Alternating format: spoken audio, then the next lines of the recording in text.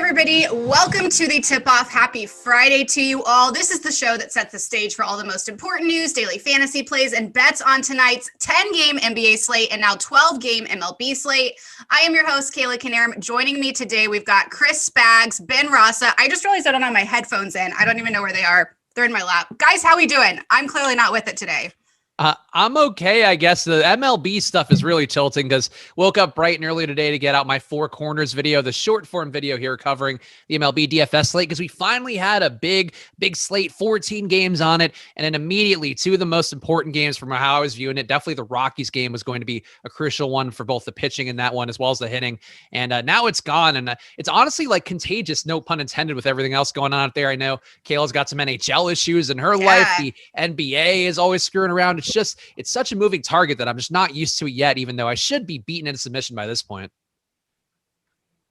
Yeah, it's what can you say? It's Friday. I'm excited about that. Little cut sweat in the golf world. That's what I always say on the Friday show. It's no more untrue today than it is ever, but we'll see what goes on in Hilton Head. A lot of NBA games. It was nice to, I like when it builds up. We had 4 yesterday, now 11. I like that much better than when it's the other way and you're thrown into the fire. So not bad. Excited to get into it as always. Absolutely. I know my weekend just freed up. I had a game tonight and Sunday for Kings, and now I don't know what to do with myself. I've never had this much time off in the last 4 weeks. Crazy. All right, y'all. Don't forget to hit the like button and subscribe to the channel for countless hours of content on the NBA, MLB, NHL, PGA, MMA, NASCAR, and every other sport that is in season. Really quick, we want to talk to you about our sponsor, No House Advantage, who is taking a different spin on daily fantasy sports by offering player prop contests across the NBA, MLB, NFL, and PGA for cash prizes. This exclusively peer-to-peer fantasy sports platform levels the playing field and makes it easier for you to win real cash compared with your traditional DFS sites. The best part is you can join for free today. Just download the No House Advantage app and use promo code Awesemo to receive a first match deposit bonus of up to $20. Beat your friends, not the house. Win big with player props today. I don't know what I do during that read, but I spit all over my computer. The saliva really accumulates fast when you got to burn through a read. I get it. I feel like my mouth never feel wetter than when I'm doing a show. That's not a sentence I ever thought I'd say out loud, but it's true though. It's the way it goes. Fantastic. All right. Yesterday featured the usual run of NBA injuries in a fun situation where Dennis Schroeder went from unlikely to play to playing over the course of a few hours. So guys, how did it go for you? Spags, we'll start with you first.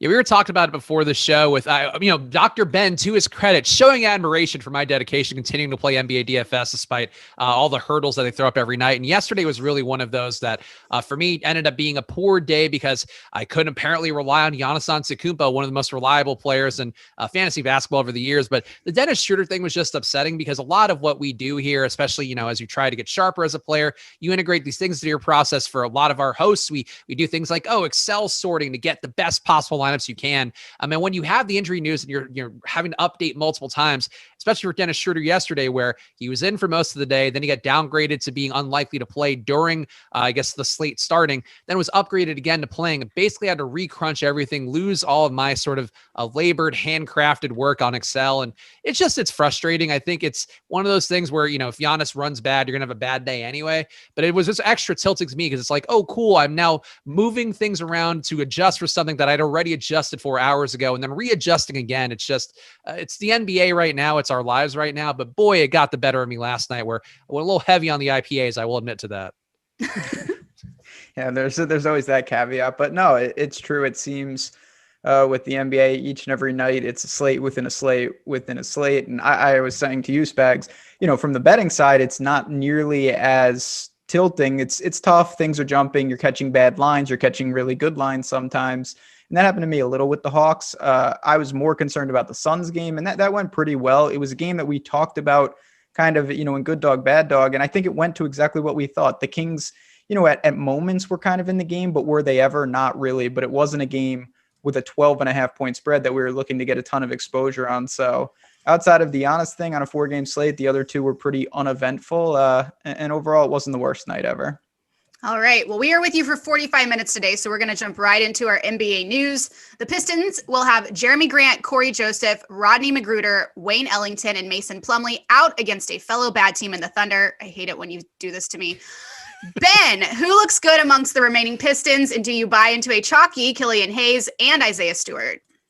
I do. And yeah, this is two of the worst teams in the league. So I'm going to jump right in against you here. Sorry to the Thunder. It's just a terrible game. But from a fantasy perspective, there's a lot to like. You've got Stewart as value. Killian Hayes is going to be very much value at 3,500.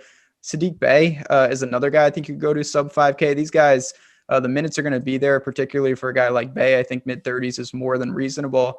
And on an 11-game slate, this is one of the easiest ways to open up value. So you look at this team, you rattled off a ton of names there. They're still a 3-point favorite at home, 216.5 total. I think you have clear value in all these positions with those guys. They're going to garner ownership, but you have so many ways to differentiate on a slate this big. So I don't even worry about that. Yeah, I think this is something I'm sure we're going to be debating more when I do the Live Before Lock show. I think with our pal Eric Lindquist coming up in a few hours, but it does seem like Detroit is going to be a play you can't avoid in NBA DFS for the value they represent, for the opportunity here, because you're just losing a lot of guys who've been key parts of this offense, whether it be all year long with Jeremy Grant and Mason Plumlee, both guys contributing usage and rebounds and assists and all those things at pretty high doses. Then you're also getting Corey Joseph, who's been really good recently for them and soaking up some more usage, assisting at a pretty high level. And I think, the end result for me is I'm a little bit less into Killian Hayes. I think he's an okay play here. I'll probably get some. I do think Josh Jackson is going to be more appealing. I'm with Ben on Sadiq Bey being an appealing play. Isaiah Stewart, I think those are my main three. Killian Hayes, I'll get into the mix, but there is some opportunity cost at the point guard position today that I think that going to Killian Hayes a lot could be a little more risky than it may seem, but you're going to have to play some Detroit guys. And I think it is a bit of a solace here that they are playing Kayla's awful hometown, or not hometown, but home rooting team that she has, because the Thunder suck, Detroit sucks. So two sucky teams usually mean the game, they'll stay competitive. And that's what we're really rooting for here, not the Thunder's success at all. Oh, sweet. Yeah, obviously Missouri does not have an NBA team. My brother went to school in Oklahoma, is still living there, so I've adopted them as my team. We went to games back in the heyday. Not so much anymore, but Paul George is expected to play tonight versus Philadelphia, while Kawhi Leonard is questionable. We'll know Kawhi's status before it locked tonight at the first game on the slate. Spags, how does this affect things for the Clippers? So I think right now, if you were to assume that Kawhi's in, I don't see a single Clipper that I'd want to play here. Their prices are now up to adjust for the fact that Kawhi's been out for a few games, as well as Paul George resting intermittently. The end result is that now these guys are sort of at a price point where you need one of Kawhi or Paul George to be out. Paul George is in, so now we need Kawhi to be out to even go here. But I think really maybe it's a tournament option at best, but even that, I don't think these guys project too well as a value. You're sort of really forcing something on a slate where there are so many places you can go. So I think if Kawhi's in, you probably can't play a Clipper, and then if Kawhi's out, you're going to have to reevaluate everything, hopefully not too close to lock, because that game will know before the slate locks, but sometimes the Clippers do cut it close, and that is always a bit of a concern in the NBA. Yeah, them being on the East Coast, this could be, I think some may say, possibly an NBA Finals preview. Huge game. It's the polar opposite of what we just talked about. And ironically, for DFS side, it's not even remotely as interesting. As Spag said, if the Clippers are at full strength and Kawhi is in, I think it's a pretty easy pass on everyone. If not, of course, you can give Paul George a look, but this is a great game to watch. I'm not going to bet it either. It looks pretty efficient to me. Sixers 3.5 point favorite at home, 220.5 total. So unfortunately, you will have to tune in to the garbage games to probably watch your players play, because with 11 games, I really don't see the need, or 10 games rather, it doesn't really matter. There's too many games on this slate for this one to be funneled into your lineups. Lonzo Ball will make his return for the Pelicans in a high upside spot tonight versus Washington. Ben, how does his return change the equation for the rest of New Orleans? Yeah, I don't know. It's an interesting situation just because this is a very appealing game. 243 total here against the Wizards. It looks competitive. The Pelicans are a 3-point road favorite. And you look at a guy like Brandon Ingram, who I think is in a pretty good spot, probably more of a tournament play, because I think the price is pretty efficient, and Lonzo could take some of the distribution away from guys, certainly Zion there as well. But I think in general, even though the Wizards, I guess you could say they've been a little better lately, they still play at an extremely fast pace, and the total says everything. So even with Lonzo coming back and being integrated into the offense, I do think you can look to the other Pelicans, guys like Ingram, guys like Zion, if you want to pay up. I think Zion's always going to be in play for the most part. The price is certainly up at a point to reflect some of the point Zion stuff we've talked about a few times on this show, where he was basically playing point guard, got his assist rate up to 30%. It's going to come down with Lonzo Ball back out there. Even if they are still doing some possession for Zion, he's going to have less of a reliable median projection, I think, to get that point guard duty. But overall, yeah, I would say in this spot, it's going to be an appealing game. As Ben mentioned, the total here is gigantic. You're probably going to find some lineups. I think it wouldn't be the worst idea to force some lineups where you got a Zion and a Westbrook running it back on the other side. But I think overall, just New Orleans gets a bit less appealing, but now you're still able to take these guys just as tournament throws. And hopefully they're a little bit less obvious too than they might have been if Ball remained out for one more game. Devontae Graham will be out for Charlotte, while PJ Washington is doubtful. Spags, who stands out for the Hornets tonight at Brooklyn? So I think a lot of guys are going to be playable here. Terry Rozier is going to benefit, I think, the most obviously. He's just going to be able to do a little more point guard things without Devontae Graham. A player has been more of the assist guy. Actually, LaMelo, too, another assist guy. So I think that's something that's going to help out Rozier tap into that upside a little bit more. Hasn't had a great assist rate overall in any situation on the year. Doesn't get above 20%, but it does seem possible, those guys being out, either he shoots more or he does set up guys more. I think that's positive.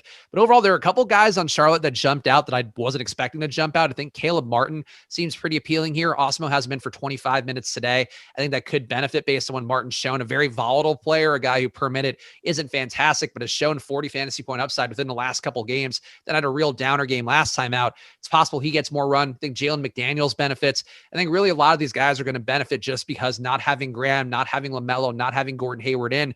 Those are three guys who have been dominating so much of the possessions all year long. And I think that's something that's just going to make everybody look a little bit better. Even the most obvious part of it's going to be Terry Rozier.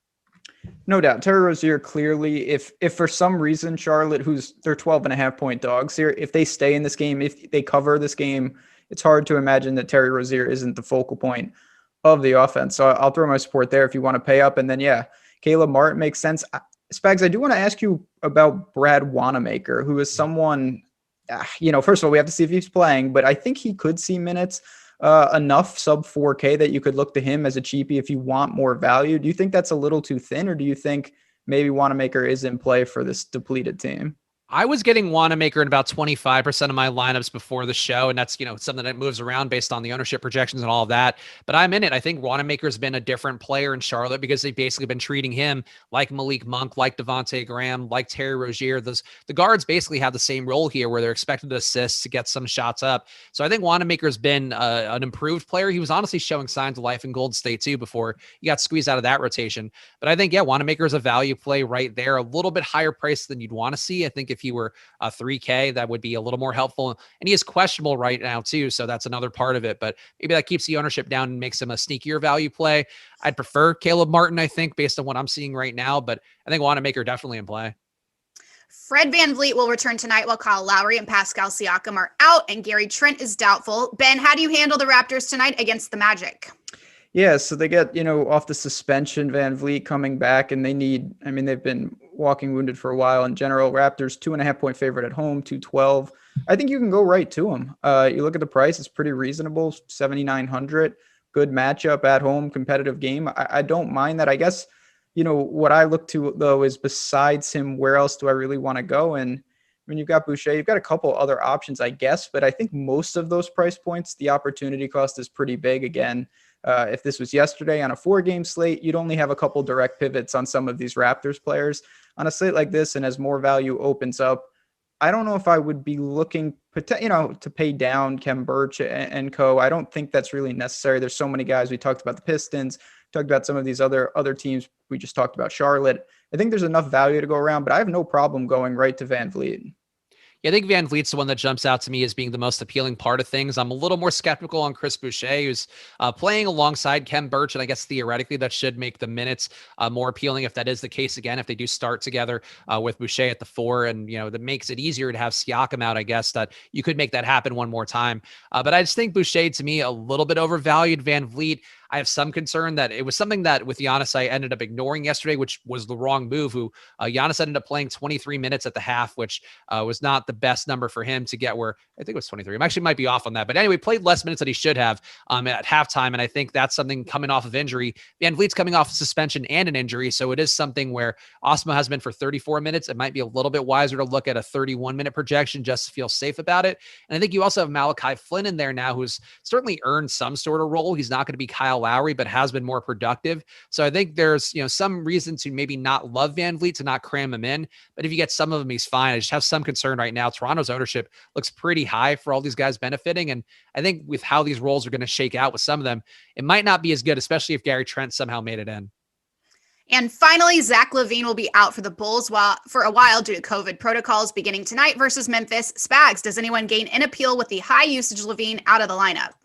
So I'm kind of surprised that nobody here took a meaningful jump up for me, including Nikola Vucevic, who I think is fine, but at center, we have some guys that are really, I think, in much better spots and have much better projections that make it much easier to get to. So I don't see anybody who I love here. I think Kobe White and Tomas Satoransky maybe cannibalize each other. I feel like you can maybe take more of a flyer on Kobe White, but it's not going to be the same as when he took a flyer on Kobe White last year when Levine was out, where Kobe White showed gigantic upside because he was playing that full Levine role. He's probably going to play an approximation of that role if he even does pick up a start, because you have Vooch in there now eating up a lot of possession. So I don't think Chicago looks great in this situation. I feel like they should look better. I think you can maybe take some stabs at guys, but nobody jumps out as being a core play to me today.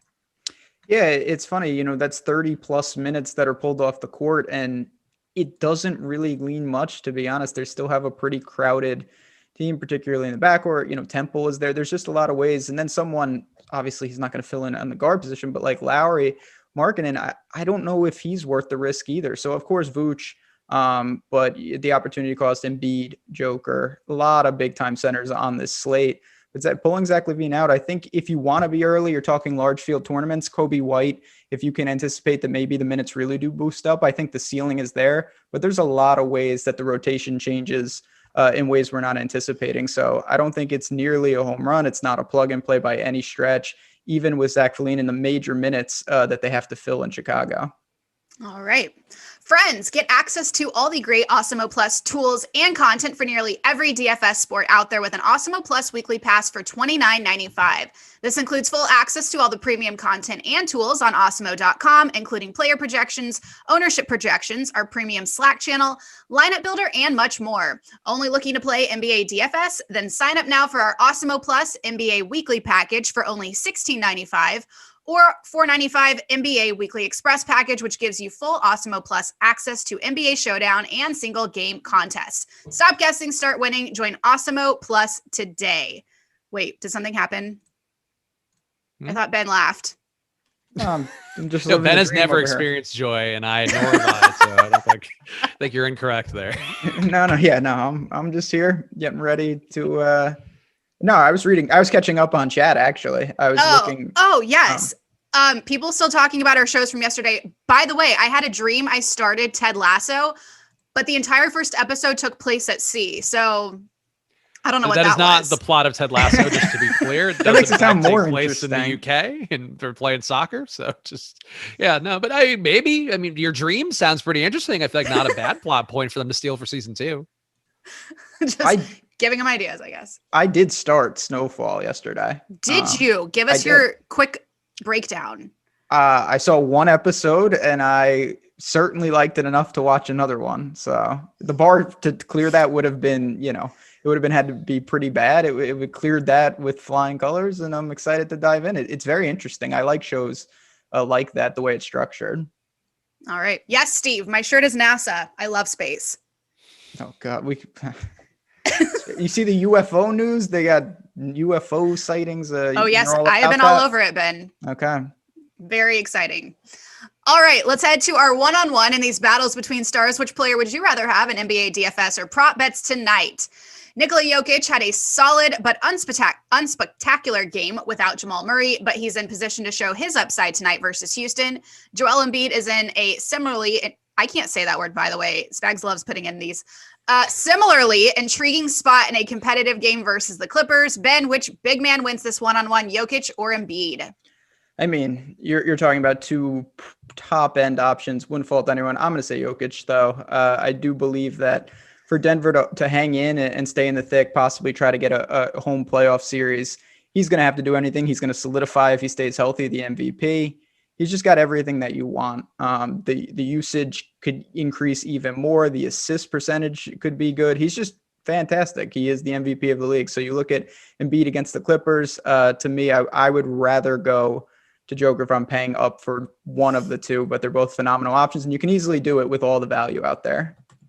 Yeah, I think for me, it's also going to be Jokic. You never can really debate the ceiling of Embiid, but it just hasn't been there in the most meaningful way compared to a guy like Jokic. And the thing for Jokic, too, that jumps out to me is that, he had the one game after Jamal Murray's ACL injury that going against Miami, going against Bam Adebayo, it's sort of hard to capture the ceiling like you should. But the longer-term sample size for him is a 34% usage rate.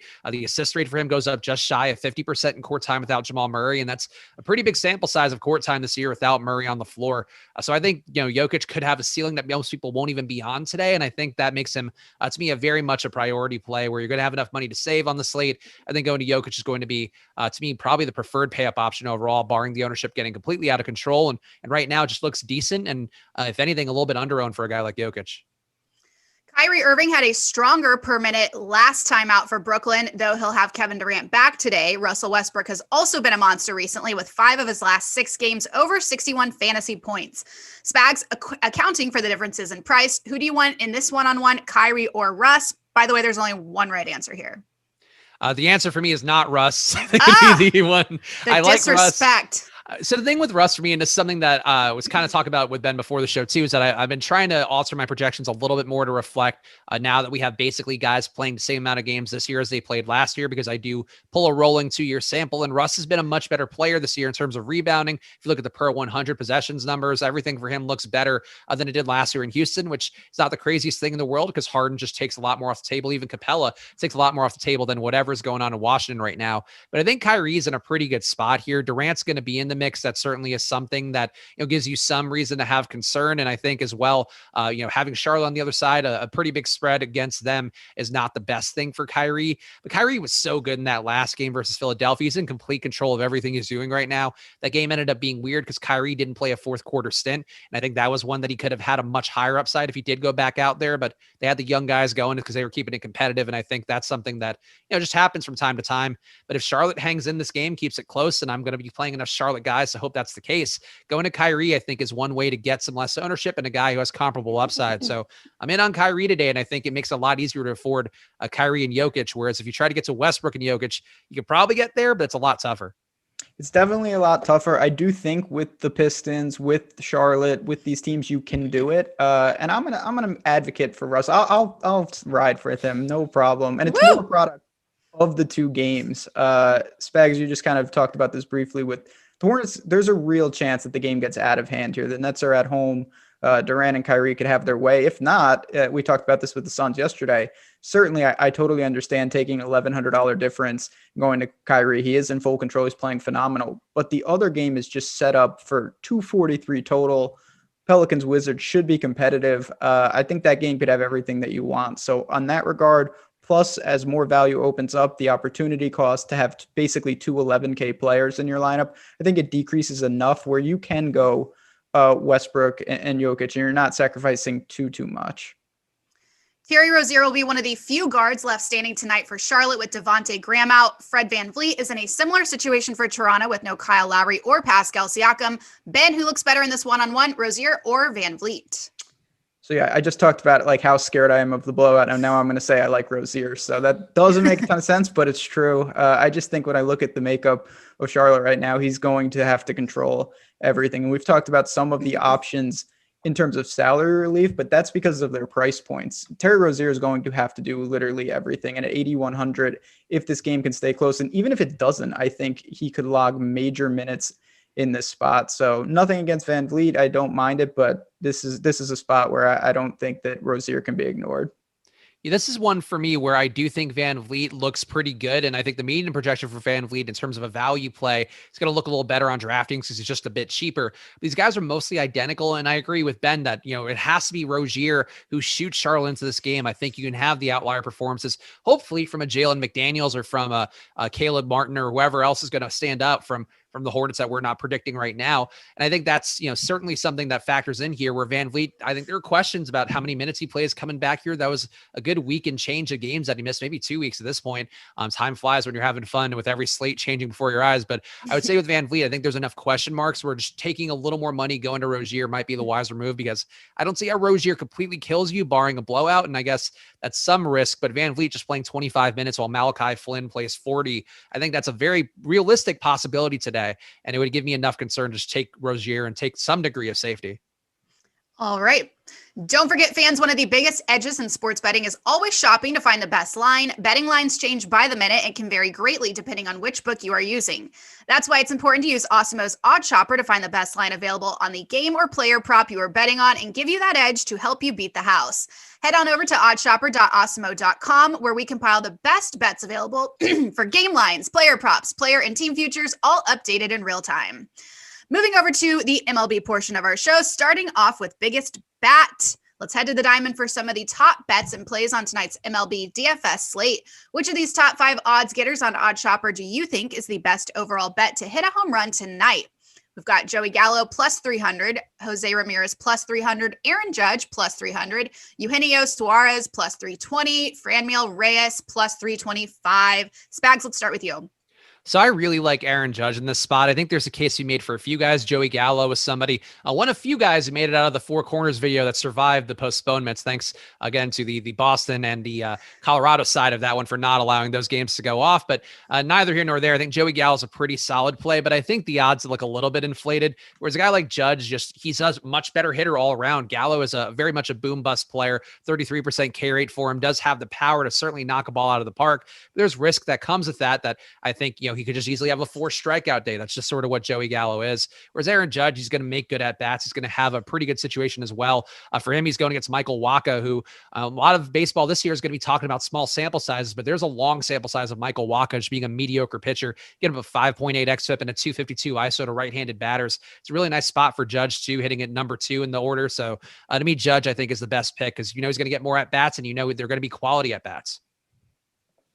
I could get down with that. I'm going to go to the other guy who is the co-favorite along with your boy Judge. I'm going to Jose Ramirez. It's a game that in Cincinnati, Cleveland, I think some runs can be put up. You look at the implied totals for these teams. For the Indians, very healthy. And then looking at, I'm leaning on our boys here. Looking at the top stack tool, Cleveland is one of the teams that definitely has a chance to do some damage. Now, that doesn't mean it's going to be Ramirez, of course, but looking at the odds, he's in line with most of those other guys. That's my story, and I'm sticking to it. Michael Wacha is a name I have not heard in a hot second. Yeah. I used to hang out with him in St. Louis. I was going to say, one of your former... His name reminds me of Fozzie Bear, who used to always say the Waka Waka Waka thing, and that's all I think about. I guess Pac-Man, too. There's a lot of people who use Waka Waka Waka. They had the shirts all over St. Louis with that. Yeah, I hate it. He's not a good pitcher. I think that's another thing. So that's another ding to Cardinals fans. Sorry, Cardinals fans. You can't go a show without crapping on the Cardinals fans here on the tip-off. Oh, man. Let's do biggest arm. Jacob deGrom is off the table now after the Mets-Rockies game was an early postponement due to weather. So which of these remaining top 5 odds getters on Odd Shopper do you think is the best strikeouts over bet tonight? Is there a good under bet that you like? We've got Andrew Heaney over under 6.5, Frankie Montas over under 6.5, Walker Buehler over under 7.5, JT Brubaker over under 5.5, and Max Scherzer over under 7.5. Do you know where Max Scherzer went to college? Is it Missouri? Yes. it had to be. You wouldn't ask if it were like, oh, Franklin and Marshall. He went to a liberal arts school. Surprise. I would have loved that if the answer was just like Georgia Tech and there was no rhyme or reason why you asked. That would have been great. Ben, we'll start with you here. I'm going to go with Brubaker. I will say randomly, I got my Chamonix. I was striking people out like there was no tomorrow yesterday. Good for him. I'm going to go with Brubaker. Simple fact, what I'm doing, I'm looking at, and it's a short sample size, but the Brewers have been striking out a lot so far to start the year. They're 27th, over 10 a game. This is a competitive game. The Pirates are actually slight dogs, plus 130. So if you think they can pull it off, and I may end up betting some baseball tonight, there's always a chance. I'm going to go with Brubaker. I think he can push over the strikeout total. Yeah, actually, I'm surprised that Ben went with Brubaker because I felt like I was going to be alone on Brubaker Island, but I think he's a pretty strong play tonight in DFS. I think this bet too looks pretty good for him with 24% K rate, a little bit under that, but still going against as Ben mentioned, a Milwaukee team with 7 guys who strike out above league average. That's a volatile spot. It was something I talked about the other day with Jake Arrieta on our MLB strategy show, where Arrieta got strikeouts. He ended up giving up some home runs because that's sort of what the Brewers are. They're going to KA a lot. They're going to have some home run power, and pretty much that's the risk that you face here.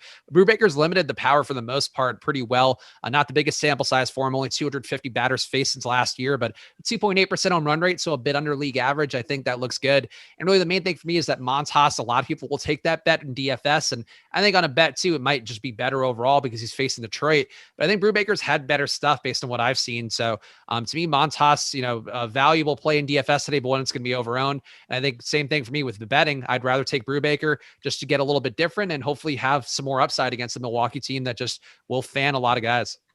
All right. It is now time for the Dr. Ben Rasa prop bet of the day, with Dr. Ben now at 12-3 after DeAndre Ayton took the doctor's prescription and finished over 26.5 points, rebounds, assists yesterday. Ben, how are you feeling to get back on the winning track? It's been a minute.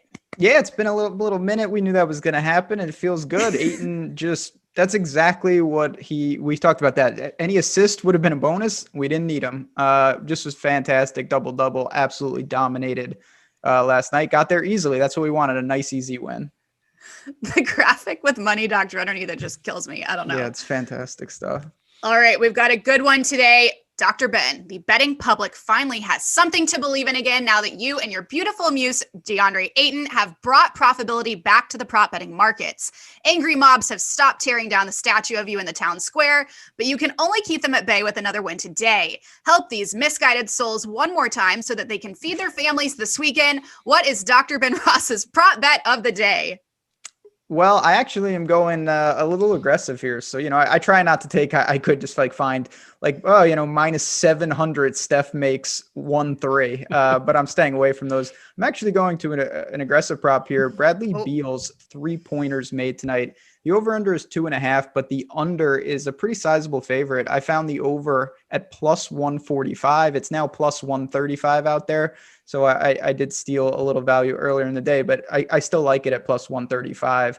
And you look at it right now, it's a situation we've talked a lot on the show about.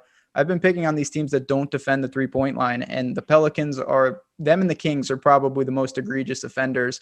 The Pelicans 39.2% allowed opponents to shoot from behind the arc. That's dead last in the league. Beal's 3-pointers, it's been a little hit and miss. He toned it down a lot, and I was actually shorting him for a while in here, but this is just a game with a 243 total. I think he'll have the opportunities, and if he hits a couple, he's going to take more. The volume will be there.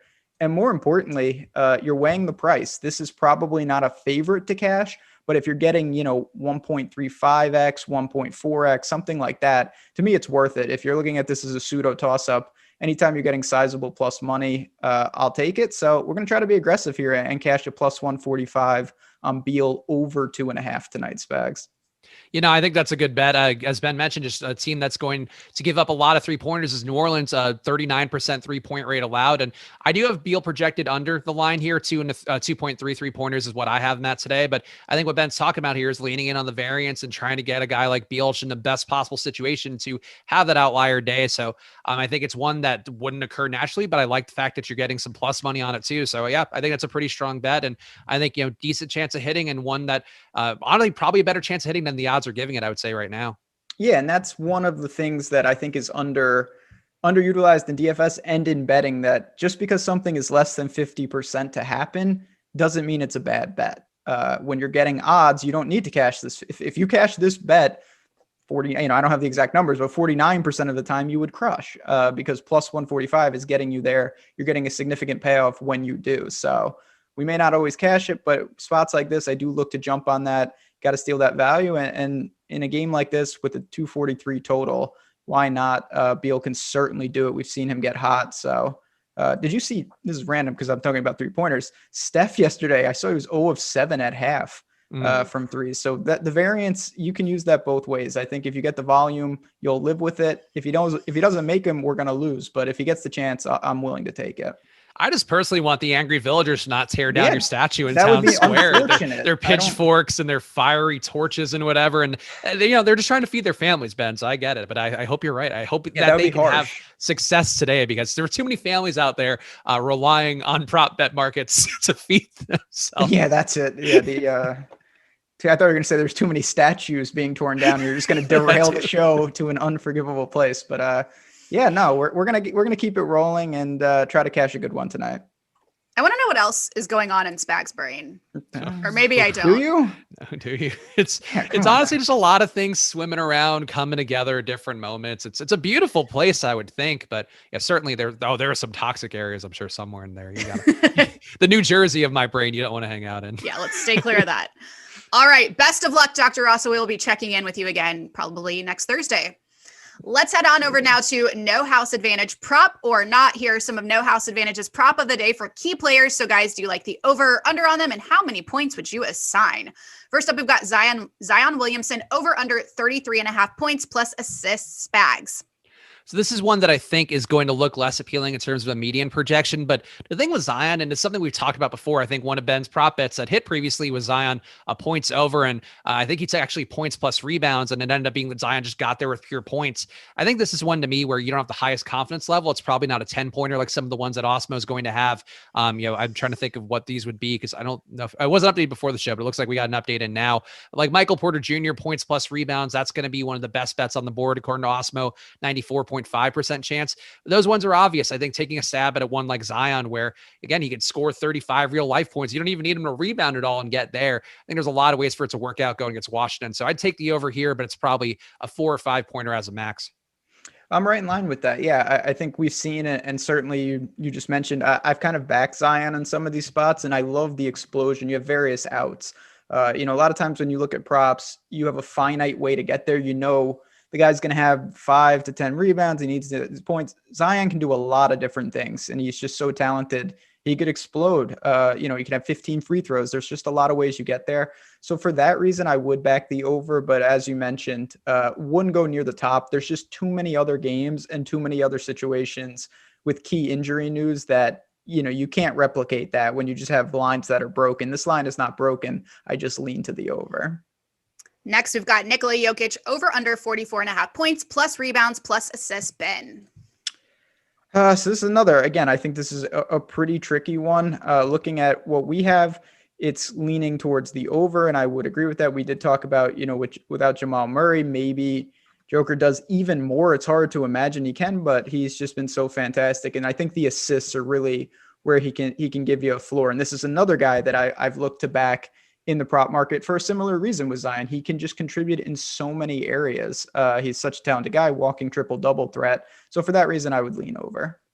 It seems like the points bet straight might be the best option out there. According to Awesemo, that one's got a 63% chance of hitting, but I do like trying to get, some of the points plus rebounds plus assists or points plus assists props for Jokic in the mix on No House Advantage, where I think there's a lot of ways here he can have a great game, and maybe it doesn't entail him just shooting a lot, though. As I mentioned earlier, he does get that bump to 34% usage in the sample size that we have this year of court time without Jamal Murray, but he's going to really benefit in terms of points and assists. So I think trying to key in on those, I think is going to be a valuable prop. If you add rebounds, and he's been a good rebounder, the rebounding situation doesn't get a lot better because of Jamal Murray being out there less. I think that's something where honestly might get a bit worse, because you're going to have more minutes for Will Barton, who rebounds better, Michael Porter Jr. rebounds better, some of the other guards who rebound at least, the same clip, like Monty Morris and Campazzo.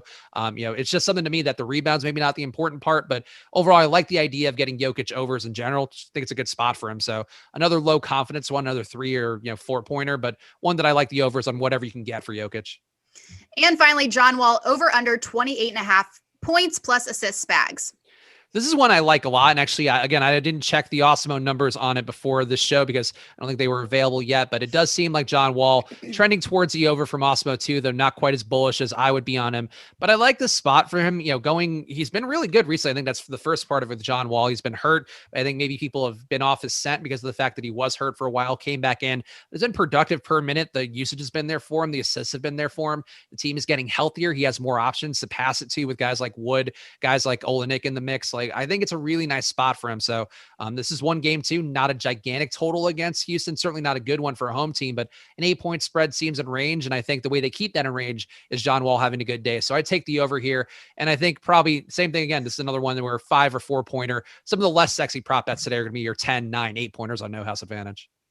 Yep, I'm in line with that. I'd lean to the over, but it wouldn't come anywhere near the top. I think that would be a little too aggressive. All right. And don't forget to play on No House Advantage. Join for free today. Download the No House Advantage app and use promo code Awesemo to receive a first match deposit bonus of up to $20 for new signups. Beat your friends, not the house. Win big with player props today. That'll lead us right on into Good Dog, Bad Dog. In real life, there's no such thing as a bad dog. In betting in DFS, there are a lot of underdogs who may have no chance in their game. So who's a good dog to target tonight and who's a bad one? Ben, let's start with your good dog.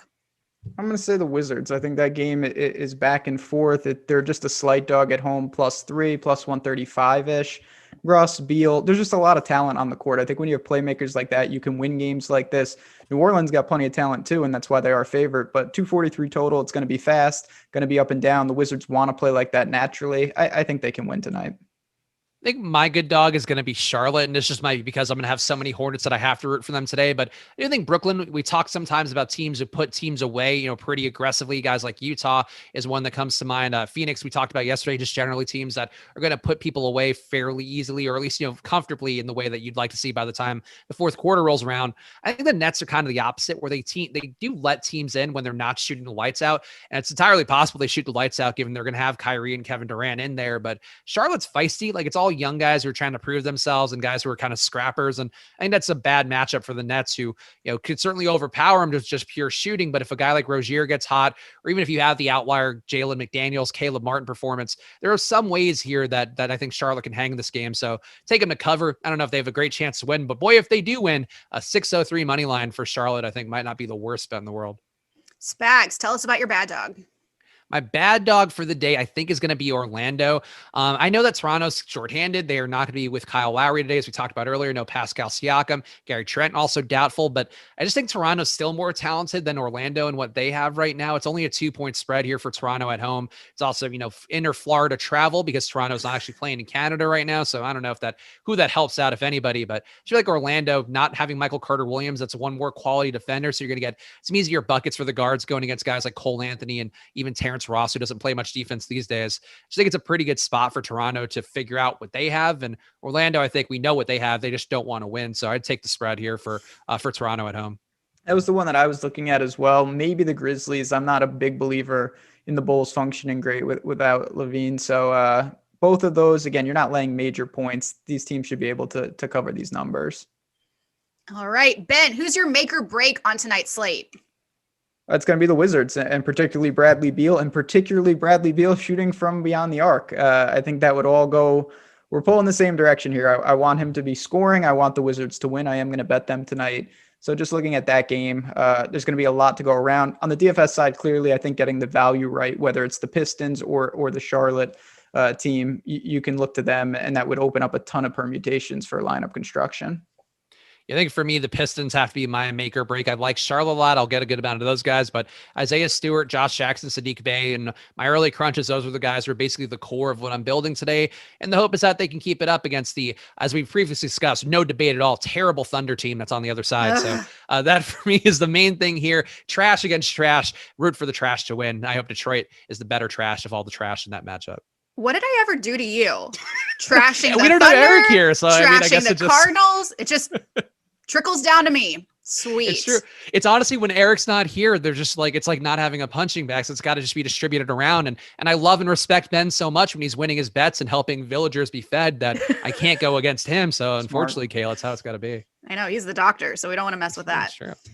All right. Fade of the day. Is there one game, player, or team that you anticipate you'll have a lot less interest in than the rest of the public, Spags?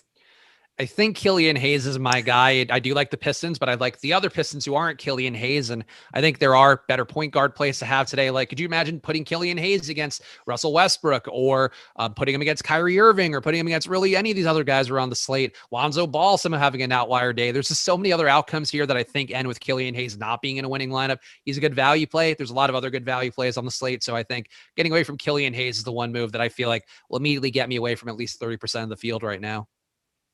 For me, it would be the Nets, particularly Kyrie. Obviously, we know the ceiling, we know the talent. I'm just hoping that game, for one way or another, either gets out of control to the point that guys are watching in the fourth quarter, or it just kind of is evenly distributed, because that's one I'm not looking to make a big wager on it, and I'd prefer Kyrie not have an explosion night. All right. By the way, Eric's in the chat. Yeah, Very aggressive wording.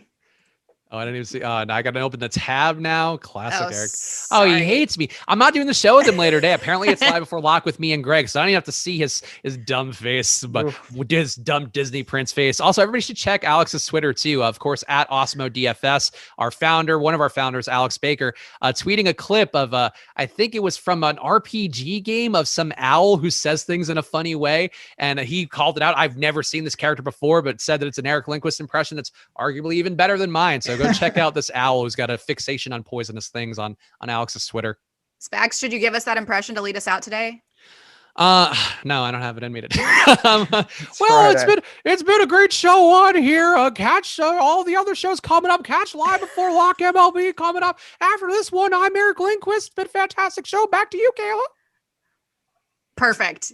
Yes. Don't forget to hit the like button and subscribe. MLB Live Before Lock is up next. Have a great weekend, everybody. We'll see you back here at 3 p.m. Eastern on Monday. Yeah.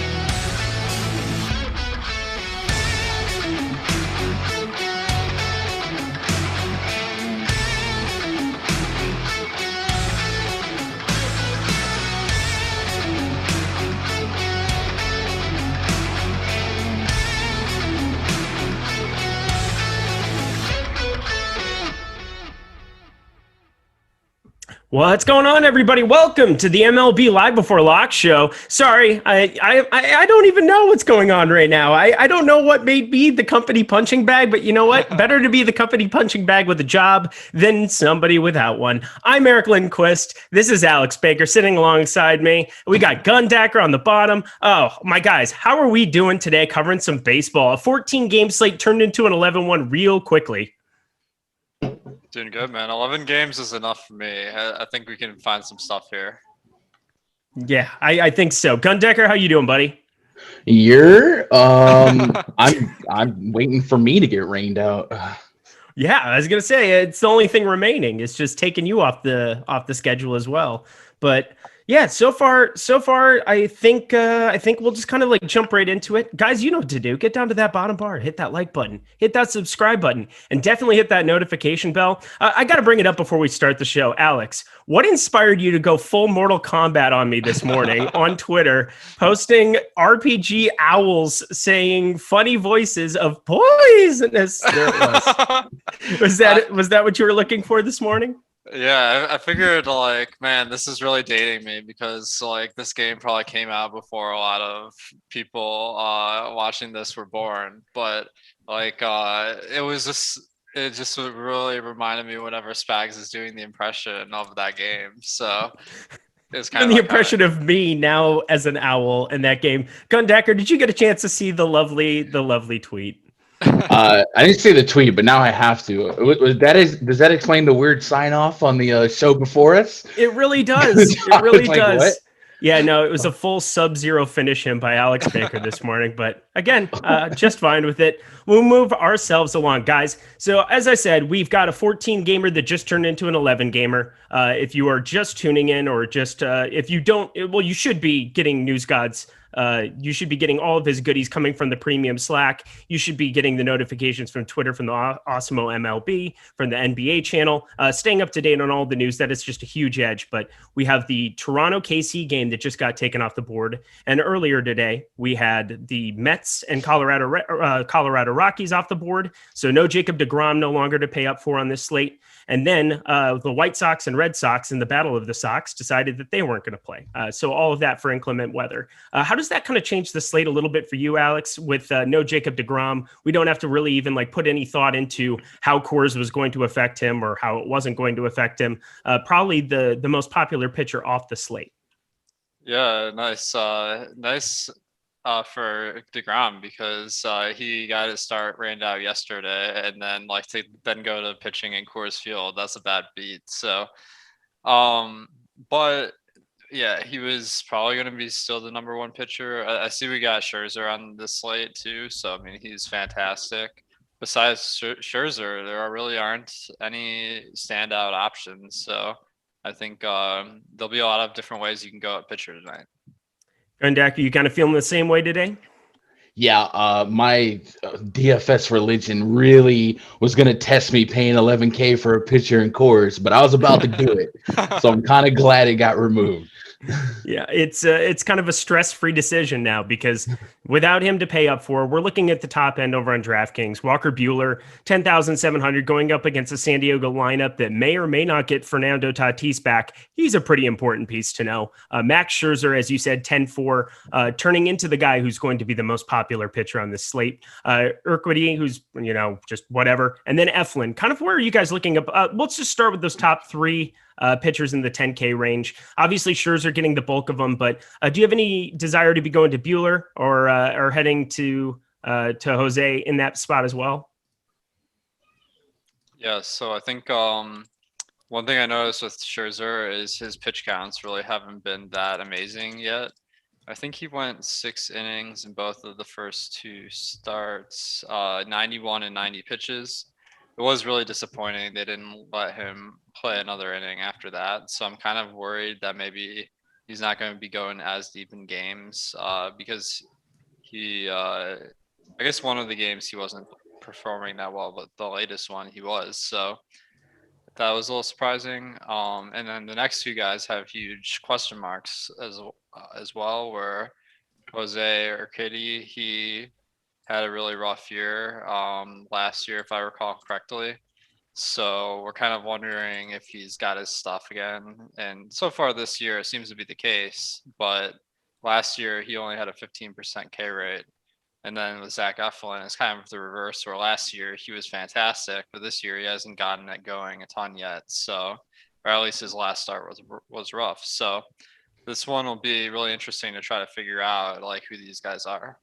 Yeah, Urquidy, 5.16 Ks per nine in his last 5 starts. Just kind of looking across the board, kind of 2.73 ERA. Not that we're paying attention to that so much, but basically just kind of living on a thread, should you say? But yeah, Scherzer, somebody who gave up 4 home runs in that first outing against Atlanta, but kept 2 pretty good outings against a potent Atlanta lineup and then the Dodgers as well. So this is a different situation for him. Sure, they knocked up Corbin last night. Arizona did, but this is kind of a different situation altogether. Are you kind of on board with riding the Max Scherzer chalk as well, Gun? Yeah, what Corbin allowed, 9 earnings, and I think a run got in on just happenstance, and then that slate was over so fast for me. It was unbelievable. But once they went to the pen, I think the D-backs only dropped 1 more run for the rest of the game. So the Ketel Marte less D-backs shouldn't be that much of a problem to Max. So we'll say Max will be leaky with a little power here and there, leave a fastball up, maybe a lefty gets into one. Eduardo Escobar's been on fire, but in terms of pure stuff, we kind of believe in Max to maybe right the ship here. He might even got a little bit more motivation last night. Would love to know that 100 plus pitches is in the range of outcomes tonight. I think it is. But yeah, I got to go right there on Max. And he's far and away the most talented option tonight. On the mid-tier, though, I think we might want to give a little bit more respect to Yusei Kikuchi. He's going against an Astros team that lost 4 players yesterday for, I guess, some COVID question marks. And those were pretty talented players, Altuve, Bregman, and I think Kikuchi's cutter is just getting slept on. 7K, can I get to 20 DKP? Maybe, but this isn't his metrics. If you look really past the beginning of last year, should really be thrown away because he's throwing just different pitchers and these borderline are different pitchers. So Kikuchi's going to be kind of in that pool for me as well. Yeah, that's somebody who stuck out for me as well, going to the top pitcher tool, showing up with an optimal percentage rate at like 12.7%. That's about equal with his ownership, which I think Alex has talked in the past, how he has no issue really kind of playing either chalkier pitchers or guys who basically sit level to that and differentiating with his stacks. But are you kind of there on Kikuchi as well, Alex? Because that's somebody I really wanted to ask you about, because you have Montas for $100 more, who's garnering triple the ownership nearly. Yeah, I'm interested in Kikuchi as well. I think he's been getting the results. 25% K rate last year was a lot better than he had been getting. And then this year, struck out 1/3 of batters over 12 innings. So that's a really good sign. And the one thing that's going against him is really the matchup. The park in Seattle is nice, but Houston, even though they lost some talented bats, the guys they brought in don't strike out a ton. So I have this as about 80% of your typical MLB strikeout rate. So that will be a little bit tougher. So I think he's a good play, but I'm not going to be going out of my way to get Kikuchi. Gotcha. Yeah, Miles Straw probably going to be in the lineup. Lindquist Diaz, a little bit different. Abraham Toro, assuming as well. So it's going to definitely look different. But as you said, maybe not nearly as many Ks, or maybe it's basically equal weight to that. Let's kind of work our way around the pitching board then here as well. Is there anybody else that really sticks out? We'll go right back to you, Alex. Is there somebody else that sticks out for you that you're kind of getting exposure to, whether that's Eflin, whether that's going to somebody like Brubaker, both guys that kind of stick out to get positive leverage on too from the top pitcher tool? Yeah, I think one guy that's really popping for me is Andrew Heaney. He has a tougher matchup versus Minnesota, but his stuff has been pretty good. 26% K rate last year, 33% over 9 innings so far this year. That really is puzzling why they priced him at 6,800 on DraftKings and 7,900 on Fanduel, because I feel like his stuff is better than that. Matchup versus the Twins, they got a really good lineup for power, but with that, they also strike out a decent amount. So I think this is a high variance spot for Heaney, but that's what I'm looking for in tournaments. Anybody for you as well, Gun? No, Heaney would have been the extra guy there just based on his ability to actually get strikeouts. And worried about a home run here and there, but if he can keep him down to just solo shots, Heaney's probably the next man up for me. I would love to trust Buehler a little bit more, but I have to meditate on that one a little bit. Meditate with your bomb detector. Just sit in the corner and get your head right. Just get ready. The bomb detector needs to come through today. That's for sure. So you take your time, you relax. While you're relaxing, I just want to let everybody know as well, your favorite Awesemo shows, if you can't catch them on YouTube, go to the Awesemo Podcast Network, because we've got a podcast for every single sport. We've got the big UFC stuff coming up tomorrow. We'll get to that a little bit later, but head on over to awesemo.com/podcast to check out all of the latest. Just leave a 5-star review and on any of our podcasts, and leave your Twitter handle or your email address. Your email address makes it super easy, by the way, and you'll be eligible to win a free week of Awesemo Plus Platinum. One winner will be awarded every Friday, and reviews will be eligible to win for up to 1 year. So good luck. Give us a like and you won't have poisonous issues going forward. That was just for Alex. Moving ourselves along here. Also, UFC 261, Usman and Vidal is set for April 24th, and we are here at Awesemo to give you a great deal on Awesemo Plus MMA monthly pass. Get 50% off your first month of Awesemo Plus MMA when you use the promo code UFC 261. That's $14.95 for 30 days of Awesemo Plus MMA. And this package includes full access, including fighter projections, ownership projections, the top fighters tool, lineup builder, and all of our premium Slack offerings. I promise you, if you want to be prepared for Saturday, if you want to have it in good with everybody on Saturday, it's valid all the way through the 24th. So stop guessing, start winning Awesemo Plus MMA today. Moving ourselves along, we have a couple of different spots that are kind of sticking out over on the top stacks tool today.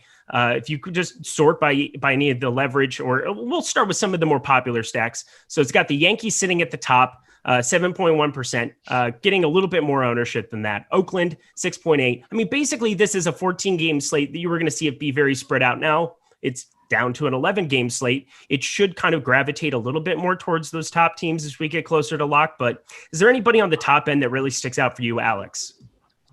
Yeah, I think the thing that's really standing out for me is that like no one team has a great chance of being the top stack. I feel like this might be the first night where that's the case, where the highest is only 7%, like you were saying with the Yankees. So this really is a slate where I feel like almost anybody is playable here. So that being said, I mean, some are going to be better spots than others. So I see Cleveland has the highest ownership and the third highest chance of being the top stack. So that might be a low, kind of negative leverage spot, where San Francisco, for some reason, they're priced up today, it looks like. And they're not EMAC. It's the EMAC effect, of course.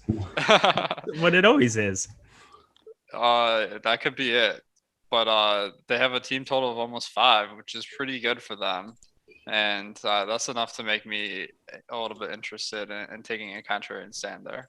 Yeah, I guess they're not in San Francisco. So unfortunately, I guess that narrative is gone and put away. Sorry to EMAC for that one. EMAC 2024.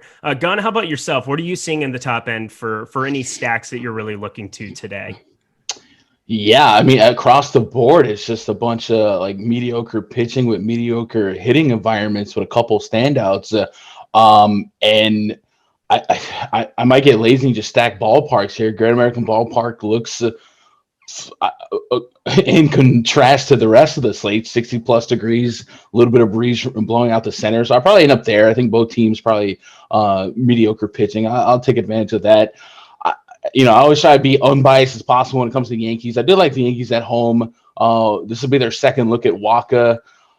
Yankees need to get right. They've had a horrendous Florida trip. So I might get behind with some of that. But again, like the environment isn't like substantially better outside of just being Yankee Stadium. So probably just going to be looking at Great American Ballpark as the where I'm starting with the slate. Maybe I'll get to Citizens Bank, C-Mart versus Eflin a little bit. But it is really like there's not a lot of standouts pre-flop right now. Hopefully when we dig in a little bit more, something jumps out. The poker analogies are too good. Yeah, from that Cleveland team, somebody that I've kind of keyed in on at a couple lineups, Jose Ramirez, somebody who's got 3 homers on the season, all coming from the left side of the plate so far. Obviously, the big tick up with Great American Ballpark. Are there any individual hitters from that Yankees lineup, from that Cleveland lineup that you might be looking at before we move on to other stacks? Aaron Judge. What a call. Yeah. I had Judge for a homer off of Wainwright, not Wainwright. Is it? Yeah, Waka. Last time didn't come through, man. I got to roll it back, double down on Judge, sending one over the wall. But outside of that, I'll probably just Rosario. I like the fly ball lefties against Hoffman. I briefly mentioned this story on a previous show, but a couple years back, Hoffman was pitching for the Rockies and had a heavy wind game in Wrigley Field. And I tweeted, I was like, man, the Cubs are going to drop 20 on this dude. His fly ball metrics, they're going to go off. And he like shut them down. And his dad came back to my Twitter to just like subtweet me. I've been waiting to rue that day. So anytime Hoffman catches a slate, I got a full stack against him. And then I will at his father years later in the Petty Wars championship game.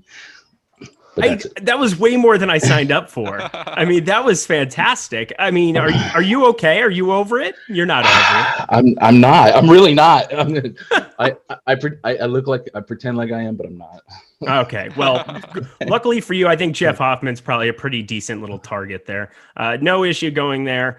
Wow, I don't even know where to go from there. I guess we just kind of move ourselves down along to my team, the Minnesota Twins, looking to get a little positive leverage on them. Always makes me excited to have a team that, you talk about Heaney being a pitcher that you can target. Well, also a lot of right-handed power that exists throughout this Minnesota lineup, getting some positive leverage on them. Are you possibly looking at stacking it on both sides of this and playing Heaney, Alex? Definitely, yeah. I mean, it might be a little counterintuitive to like a stack and the opposing pitcher, but that's definitely the case here because, I mean, when you got a positive pitcher like Heaney, of course, like that's going to make it tougher for Minnesota on average.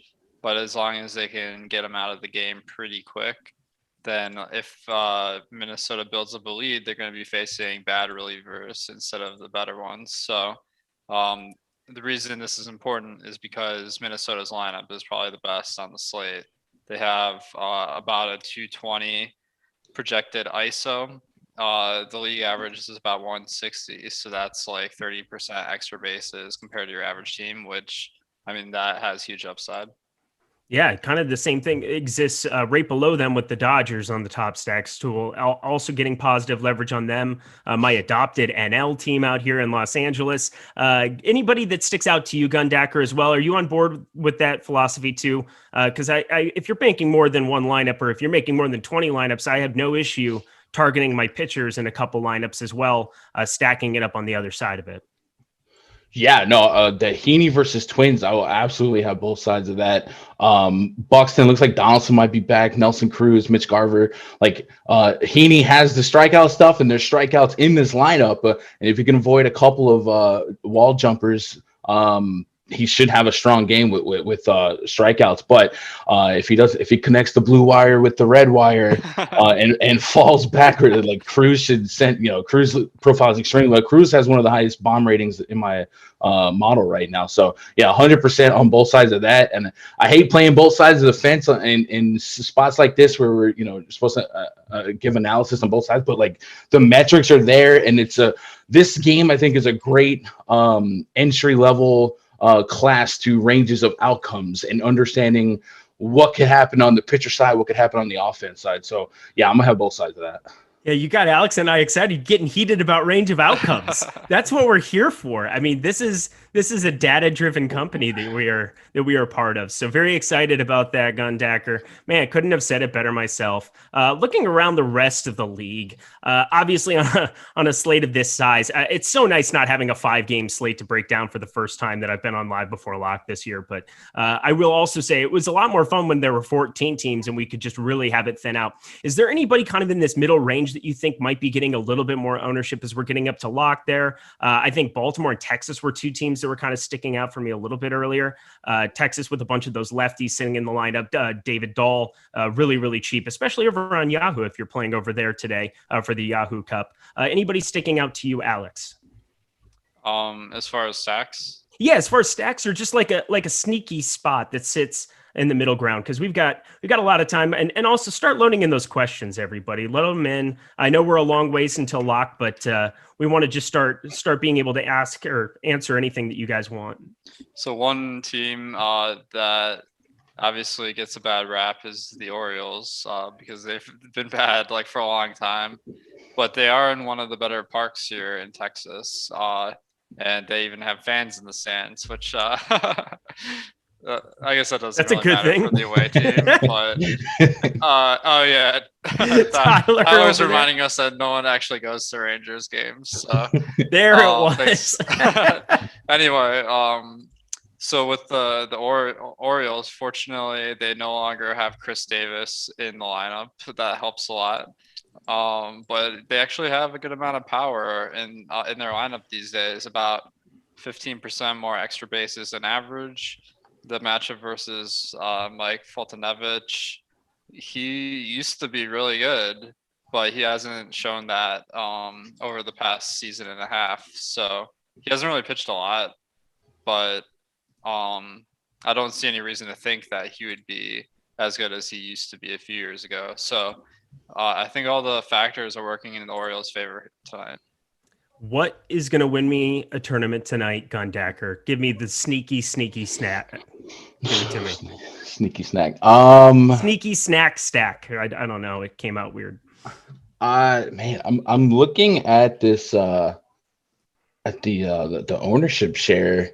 I mean, getting Dodgers under 5%. Am I reading this right? I mean, that might be a fun spot. I think Dodgers Padres. This could be. These are two titans of the National League going at it. And if I'm not going to be brave enough to roster Walker Buehler, and maybe the Padres get Fernando Tatis back in the lineup, maybe this game kind of wakes up and these two offenses come to play. So there's a lot of talent in here. It doesn't look like they're attached to an immense amount of ownership. And Dodgers have been just fine the last couple nights. Mookie had the night off last night, and I might get into this game. And heck, we got some salary open after DeGrom opened up, so I might get to the Padres Dodgers and hope for a showdown. On a related note, I'm just curious about both of your guys' opinions on hot streaks, because Justin Turner, if we're going to call anybody on a hot streak, how about Justin Turner who's put up 30, 21, 14, and 20 in 4 of his last 5 on DraftKings, just absolutely mashing the baseball. I'm just curious if that's somebody, when you see a hitter starting to trend that direction, do you ride the wave, Alex? His stats this year have been incredible. 48% on base, 41% isolated power. I mean, the whole Dodgers team has been on fire, it looks like. So to answer the question, though, I think he's a fantastic player, but I'm not going to weight 50 plate appearances too heavily. If anything, I feel like just having a lot of average points per game on the draft screen, everyone's going to want to click that name. So that might make me a little bit less excited about it, but it's hard to not love the Dodgers tonight. Yeah, agreed. That's going to be a fun deal. I'll have both my teams stacked up in lineups and maybe take down the $44 over on Fanduel. That sounds like I'm going to put that lineup in as we're going here for sure. Now let's talk bomb detectors. We get to talk the bomb detector. We're going to start with you tonight, Gun. Who is going yard? Give me 3 guys. Give me like an expensive guy, a guy in the mid tier, and a guy on the bottom end. Give me some one-offs that are going to go yah tonight. So looking through this list here, there's a bunch of regulars. It's a lot of twins. There's Justin Turner you mentioned. I'm trying to find a name that doesn't make sense. I got Alex Avila at 2K. He's got a 4+ rating, so maybe he's a fun, sneaky name to throw in the mix there. Akil Badu still breaking my metrics because he's obviously the greatest of all time. And any contrarian names down here? Cole Calhoun grades out pretty well, and no one's gonna play him, right? No, So maybe they're there's not. a funky name for you. But other than that, it's a bunch of usual suspects and a lot of twins. Yeah, I don't mind it. I mean, you got to target Max Scherzer. I think it's always been something where it's noted that he's a fly ball pitcher who gives up home runs. We saw 4 in that first outing. He still put up over 20 DraftKings points, but have no problem going to a guy like Cole Calhoun. Maybe somebody other than Cole Calhoun, but somebody within that Arizona lineup for sure. Alex, how about yourself? So I was mentioning how like the Orioles today, they are pretty expensive, but one guy that is a little bit of a value that's got a lot of power is Anthony Santander. He's batting second for 4K, and his isolated power has been very solid. Last year he was at 314, and this year he hasn't really gotten it going yet. But I think he's not a name that I think people are going to be too excited about, but he does have some good pop. Nice. Well, guys, load those questions in as we're going here. We've got a couple here on the top. I'm just going to start rapid firing a couple as we're getting up closer to the end of the show. But Scherzer, top FanDuel cash pitcher, Gundacker. How about for you? Yes. I didn't know how to just say yes and get like, yes. Scherzer's the top strikeout guy. And I think after last night, it's a leadership opportunity to kind of take over, eat 6 innings, give him a quality start. Should be able to pump a win behind that team. Hopefully you get that quality start extra. The only downside is, maybe you don't have as much salary as you would like to get one of those beefy stacks, but there's so much value on a fast slate. Even losing 3 games is still a giant slate with plenty of chip and chair price points to kind of fill out the rest of the lineup. Yeah, the way I kind of logically think about it, and tell me if I'm wrong, Alex, but like as you have more teams thrown into the fray, you're going to have better value that exists somewhere in different lineups that you can kind of plug and play for cash. Do you play a lot of cash over on either side? Do you really kind of focus on that? And then Max Scherzer on FanDuel, I feel like would definitely be kind of the plug and play because of maybe you're not able to get to that 1 or 2 other expensive bats, but you can probably find some decent value elsewhere. No? Absolutely. Yeah. And cash, I mean, going to those cheap batters at the top of the order makes a lot of sense. So that does open up the top range of pitcher like Scherzer. But the downside of going to maybe Scherzer in tournaments is that having more salary available with the rest of your players allows you to get a little different with your lineup construction, but spending it all on the most expensive pitcher, like particularly on FanDuel where you only get one, does kind of funnel you into certain builds. And I'm not so excited about Scherzer tonight because the projected Arizona lineup, or they have their lineup, sorry. They have a little bit less strikeouts than your average team. And then I've kind of been paying attention to Scherzer not staying in games quite as long. So I do think in GPPs, there might be an advantage to going to some of the lower price guys. Oh, he just threw it in here at the end to make us all think. I enjoy that. There is a lot of lefties in that D-backs lineup too. I was gonna say I'm kind of going through that. So if you're looking at it, LeCastro, Calhoun, Cabrera, Peralta, Van Meter, Escobar, who's been rock solid lately, Carson Kelly, Rojas, Widener. You basically have one righty in that entire 2. You have 2. You have LeCastro leading off and Kelly sitting there in the 7 holes. So yeah, that's gonna be a whole thing there because we know he just dominates righties. Anyway, moving ourselves along here. Gundacker, any specific things stick out for you on this slate that we haven't covered yet? If I kind of focused on it yesterday, but on a slate where maybe power feels a little bit more blanketed suppression wise, like not 80-degree temps and extremely great spots, maybe focus on some of the stolen base upside. Like Castro's one of those guys, and then I mentioned yesterday Mike Zunino. I think he's already allowed like 10 stolen bases. He hasn't thrown a runner out yet. The Yankees ran all over him. I think they're almost allowing 1 stolen base per game right now. The Castro's another guy that'll swipe some bags. So maybe if you can get some of those cheapies at the top of a lineup, with a little bit of stolen base upside. Now this is extremely variant, so I would target the speed and on base percentage guys, but there are some spots to maybe game theory, some extra value to a couple guys based on teams being a little bit more aggressive early on. Especially, we're seeing a lot more stolen bases at the end of games now because teams do not want that runner on second nonsense once they get in the 10th. I don't like it. I don't know. Maybe that's just me, not my thing. But Alex, do you have a feeling on the second, the runner on second? Put you on the hot chair right off the bat. I don't mind it, but my preferred overtime, I think they should do a power play where like they take a fielder off the field. We've got Tyler bowing to you behind the screen. That's something. I think it would just be really interesting strategically because it's like it would change the game completely, like the positioning of every player, and that just could be really interesting. That would be really, really fun. But God forbid we do fun stuff with baseball. I'll tell you what is fun.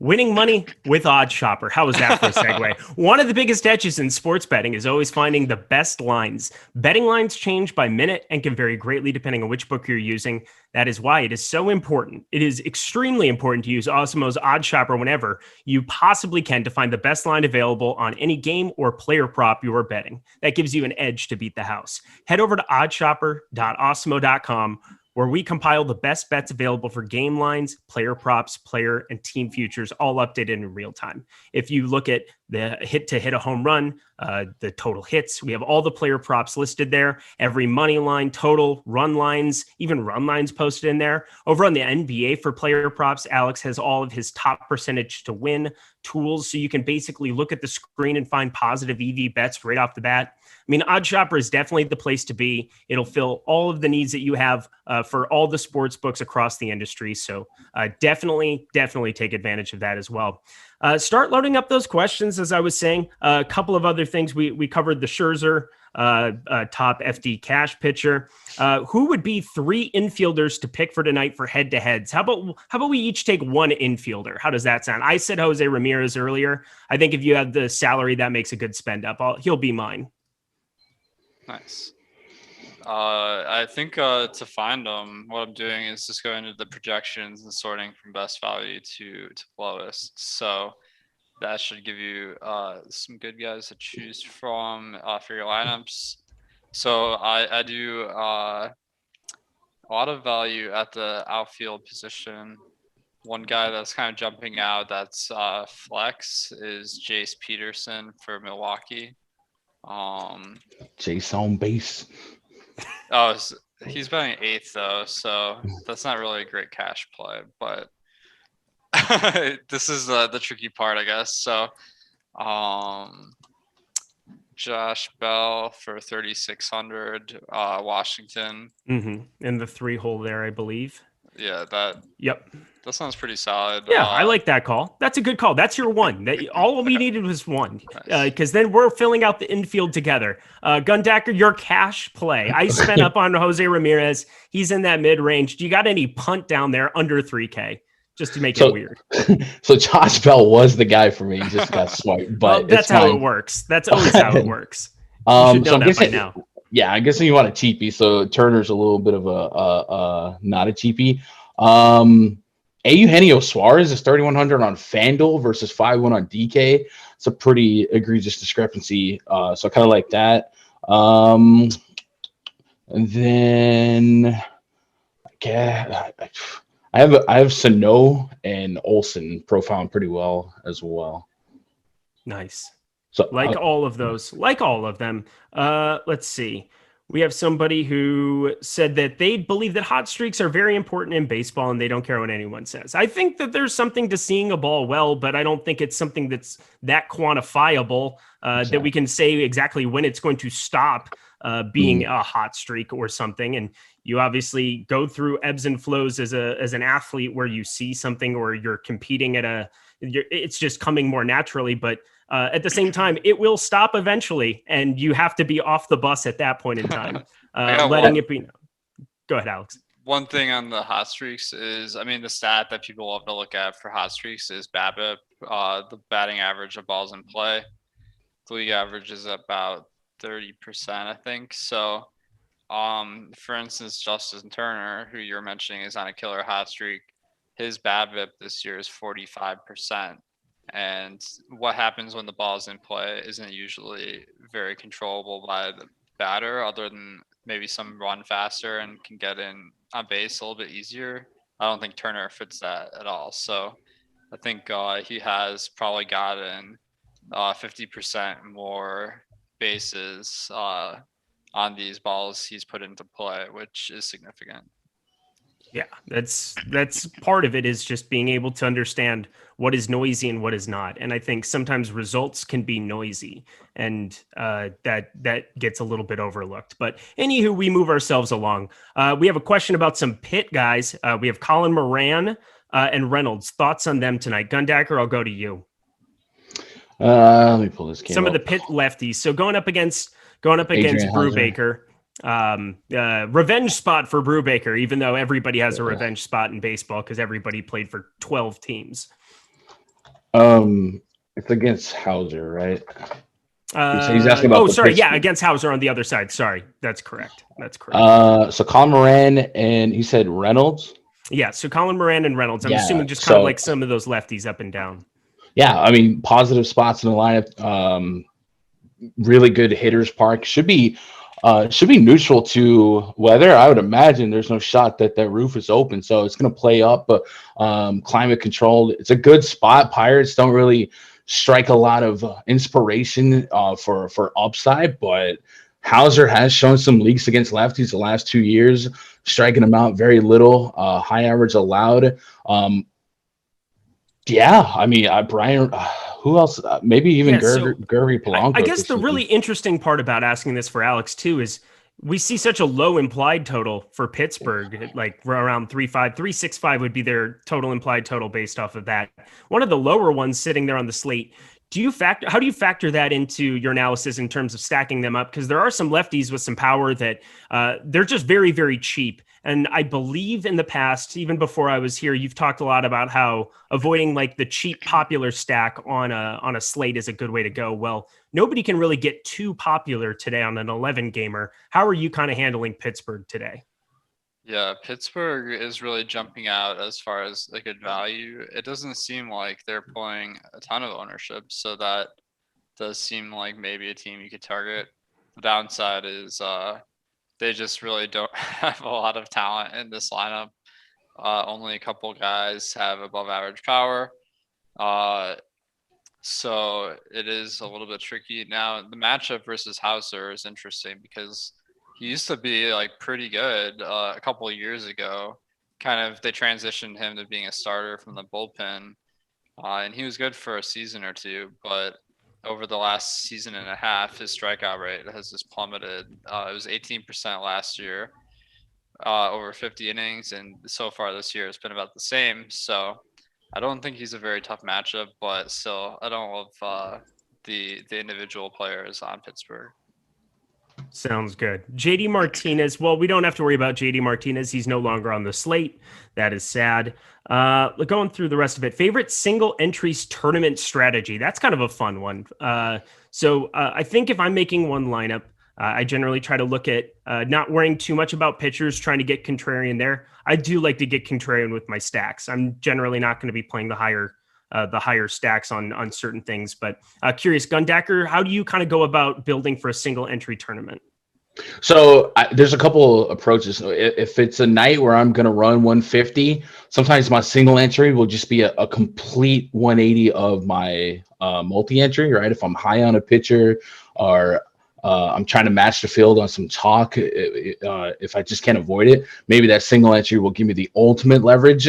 If none of that's happening and I'm just focused on a single entry, depending on the field size, I kind of just like running some handcuffs with the pitcher. So I'll handcuff, like yesterday I handcuffed LeCastro and Carson Kelly, and just kind of find like two guys from a bunch of spots that I like, rather than just going all in on a onslaught stack. And I think the bigger the slate, the more likely I am to do that, especially across the slate where it's a bunch of 50-degree temperature games with nothing just popping at me. And without an average chorus day, I don't feel like I have to get overly aggressive on full stacking anyway. Yeah, Alex, as somebody who makes a bunch of lineups, how do you change your strategy to go towards single entry? Do you kind of just make it another component of your overall portfolio for the day, or do you do anything specific to make it different? Yeah, I think single entry, the main factor I'm looking as far as what lineups I'm going to be entering in what contest is the number of entries in the field. So it's going to depend a lot for the different single entry tournaments. I'm trying to find the biggest one on Draftkings for a frame of reference, but I'm not seeing it offhand. You might not be able to see it, might be the other part too. It might be a $1 that I don't think you're allowed to. Let me take a look for you. They have that like high five that's like 1,000 people. So I think in that size of field, I'm not getting like as contrarian as a super large field. But the nice thing about single entry is I'm usually building like a few thousand lineups and choosing my favorites through Excel. And I just pick my number one favorite for the single entry. So it's not like I'm entering in some of the worst lineups in there. Well, that works. That's a much easier way to do it. Just take your best lineup and play it. I like that. I like that idea. Anything else that we got going down here, guys? I like Trey Turner a lot tonight. How do we feel about Trey Turner? I mean, individual play. I mean, obviously has a bunch of speed, can hit for power in spots. Arizona going up against a weak pitcher. Like I have no problem going to some Trey Turner in my life. That shouldn't be a problem for anybody else either, I don't think. Yeah, I mean, he's a guy that has stolen base upside and power, so that's amazing because if he doesn't hit that extra base hit, he can still get it. So he's probably one of the best fantasy players in the league. Somebody said he's only hitting 154 versus righties this season so far. Yeah, hasn't seen 50 plate appearances, so I'm not going to worry about that too much either. I have Justin Turner and DJ LeMahieu right now in third. Yeah, let's try to think here. What else we got, guys? I think that's kind of about it that we have going. Gundacker, give me anything else that you have for this slate in general. Any lineups that have like come out. Alex was talking about how Arizona's lineup just isn't going to strike out as high of a clip as what we would want to be really capitalizing on like a popular Max Scherzer. We've had a bunch of other lineups that have come out as it's gone out for whatever reason. And I maybe this is a sign of a broken model, but my model really likes San Francisco up against Castano today. We've got pretty nice temperatures out there, a little bit better hitting ballpark than what Miami would generally be, and a lineup with Yastrzemski in the 3-hole. I don't know where he went, but I know that he's back here now. Does San Francisco maybe stick out to you, or anything else that you've seen from some of these lineups that you really like? Yeah, so the Giants are one of my Cinderella teams when they face a lefty. I just love getting there. Slater, the Longo Dongo is a fun one. Wilmer Flores, we know he's a perennial lefty master. He's doggone cheap on FanDuel. And then Darren Ruff comes with a little bit of risk because he likely gets subbed out.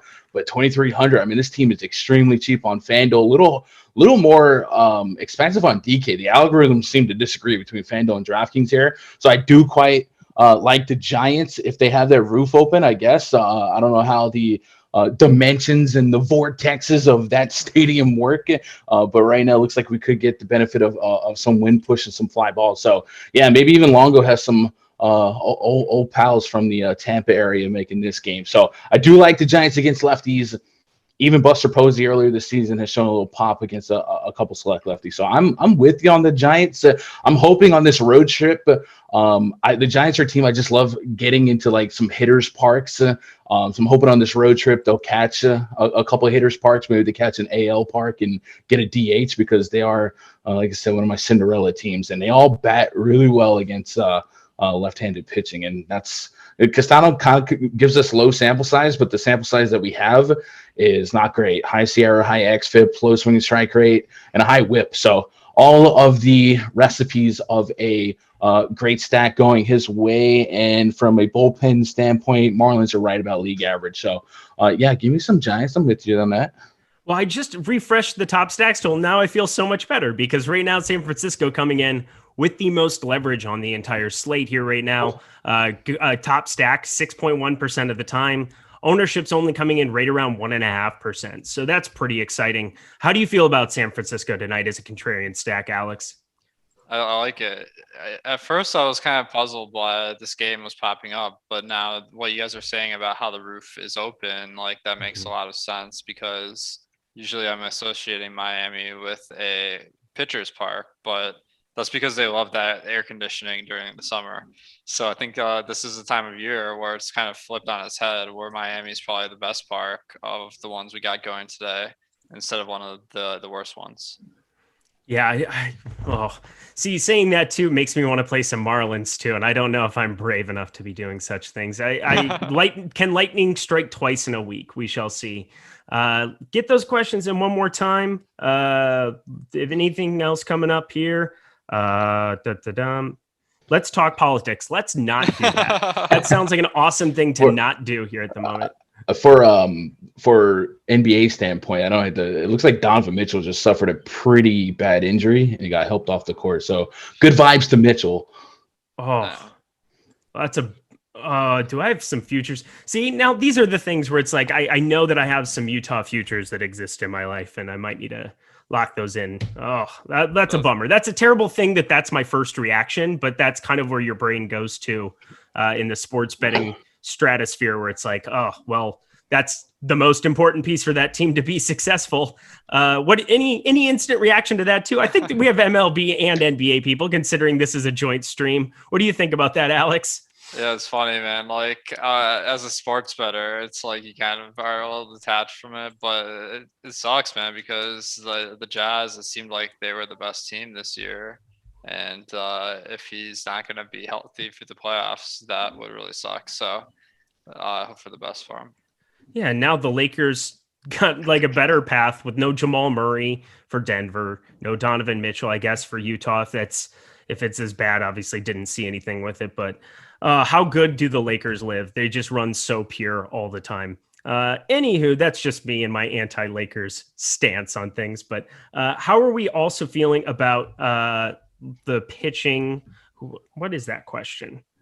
Yeah, so I don't think anybody was on anybody from Brubaker, Hauser, or anything. Is there like a pitcher that we didn't cover, kind of in that mid tier that you could have as what's like a really off the board SP2 pitcher that you can round out for today, Alex? So I think there's a few good ones. We briefly mentioned Brubaker. He's been pretty solid as far as strikeout rates, and I know he really paid off the last time he played. Milwaukee, their lineup really is looking rough today. So I think if there's any day to target them, today is the day. Christian Yelich isn't in the lineup. They have a ton of Ks. Adrian Hauser is basically a free strikeout. So I think Brubaker, if you liked him at all earlier, you got to love him at this point. Frankie Montas, he's going up against the Tigers. So that's always going to make a pitcher look better than they are. And then we've already touched on Yusei Kikuchi, who I feel like people remember him from a few years ago where he was like a 5K pitcher that like never delivered at that price, but he's really upped his game. So I think he's a good fantasy player these days. Anybody for you, Gun? Round us all out today. Yeah, nothing like extravagant. Maybe a pitcher gets bailed out by some positive pitching temperatures and a positive park. I don't want to play Jose Urena, but he could get extremely bailed out by his park there, and he does keep the ball on the ground. So a couple double plays and whatnot. Maybe at a hitter's price point, you get a hitter's return, like a home run, 14 fantasy points or something like that. But yeah, nothing in the mid tier that and that's why I hate usually on these big slates, I can find some diamonds in the rough, but nothing that's not obvious. Love it. Guys, this was a blast again. I mean, it was nice to have more than 4 games to cover on a slate. I know we lost a couple, but always great talking with you guys. I love picking both of your brains.